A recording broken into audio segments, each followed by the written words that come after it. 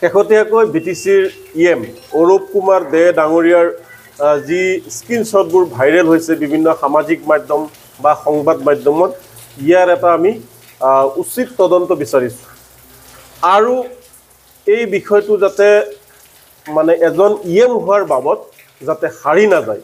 যাতে তদন্ত প্ৰক্ৰিয়া শেষ হৈ নাযায় তাৰ বাবে আমি দাবী জনাইছোঁ ইতিমধ্যে ৰাজ্যত বিভিন্ন ঠাইত বিভিন্ন জাতি জনগোষ্ঠীৰ কিছুমান বেয়া চৰিত্ৰৰ লোকে আমি দেখিবলৈ পাইছোঁ বেয়া কামবোৰ কৰি আছে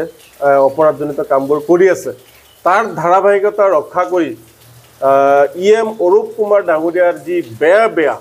যি মানৱ সমাজক লজ্জাজনিত কৰা মানৱ সমাজক কুলসিত কৰা কিছুমান স্ক্ৰীনশ্বট আমি সামাজিক মাধ্যমৰ সংবাদ মাধ্যমত আমি দেখিবলৈ পাইছোঁ গতিকে এই বিষয়টো এটা তদন্ত হ'ব লাগিব আৰু সাধাৰণ মানুহে যেনেকৈ শাস্তি পায় সাধাৰণ মানুহ যেনেকৈ আইনৰ আওতালৈ আহে অৰূপ কুমাৰ দে ডাঙৰীয়া যাতে আইনৰ আওতালৈ আহে আৰু কিবা কাৰণত যাতে ৰেহাই দিয়া নহয় কাৰণ আইন সকলোৰে বাবে সমান হি মন্ত্ৰী হওক বিধায়ক হওক প্ৰধানমন্ত্ৰী হওক আৰু সাধাৰণ মানুহ হওক সকলোৰ ক্ষেত্ৰত যাতে আইন সমানে প্ৰযোজ্য হয় তাৰ বাবে আমি দাবী জনাইছোঁ আপোনালোকে জানে যে বিভিন্ন সময়ত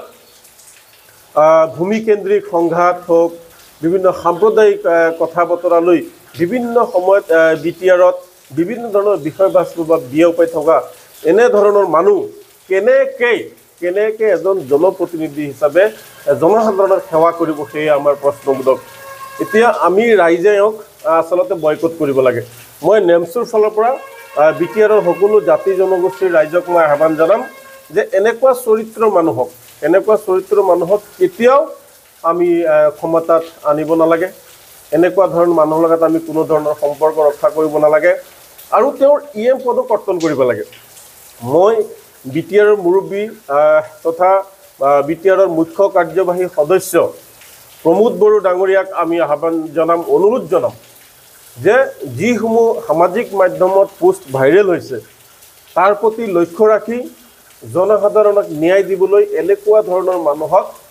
EM পদ কৰ্তন কৰিব লাগে গতিকে EM অৰূপ কুমাৰ দেৰ EM পদ আমি কৰ্তন কৰিবলৈ অনুৰোধ জনাইছোঁ লগতে যে BJPয়ে কি কয় সেই কথাটো হ'ব আচল কথা যিহেতু তেওঁ BJPৰ পৰা EM হৈছে BJPৰ সদস্য হয় এনেকুৱা মানুহৰ কি কৰে BJPৰ নীতি নিয়মত বা কি আছে